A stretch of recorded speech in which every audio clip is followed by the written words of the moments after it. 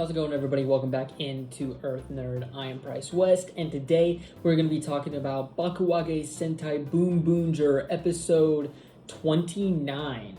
So this is a blue and violet focused episode, sort of. It does mostly focus on blue, but violet is also present for pretty much everything that goes on with Ishiro as well.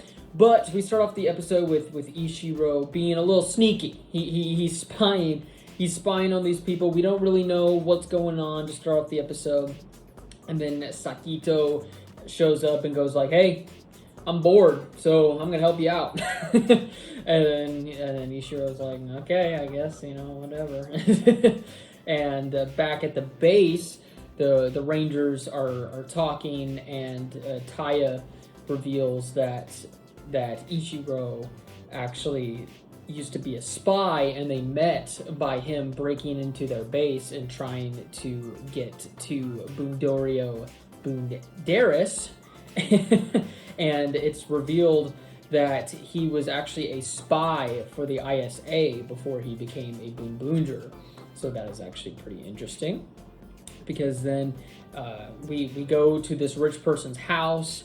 He's, secret agenting through there, and Sakito is distracting the people outside, but then he didn't really need to, because the Hashilians show up and beat the crap out of pretty much all of them with their new boxing monster.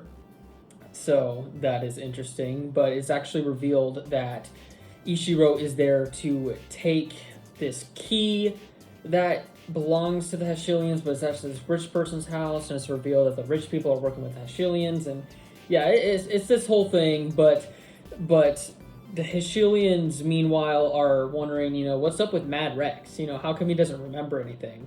And this race is basically just like, don't worry about it. And so Mad Rex distracts red, black, and pink, while blue and violet deal with the boxing thing. There's a lot of sort of back and forth going on in this episode. So a lot of mystery and stuff like that. But basically this monster makes it to where the user or the person he's up against has to be in boxing gloves, and they can't take them off. So they have to fight through boxing. They can't fight through any other means or any other weapons. So I actually did think that made for some interesting fight scenes between the Rangers and the monster. And this is I feel like this is a very rare occurrence where blue and violet by themselves take on the monster, like throughout the whole episode. They fight him on the ground, and then even in the mech battle, they take on this monster by themselves, which I thought was pretty interesting. I haven't really seen that happen before. Well, at least not very often. I'm sure it's happened before. This is like season 48. But yeah, I thought that was actually a pretty nice breath of fresh air. And then so red, blue, and pink are dealing with Mad Rex. Red hits Mad Rex in the head pretty good, and then he starts remembering some things. And just as, Taya is gonna deal with Mad Rex, Gemba shows up out of nowhere, getting pretty up and personal with Taya. So like I've been saying the past few weeks, I don't think they're playing around with Gemba. He's definitely taking this whole revenge plot pretty far, and at this point is actively getting in the way of the other Rangers, which is something that I like to see. This is not something that we get to see very often, a rogue Ranger.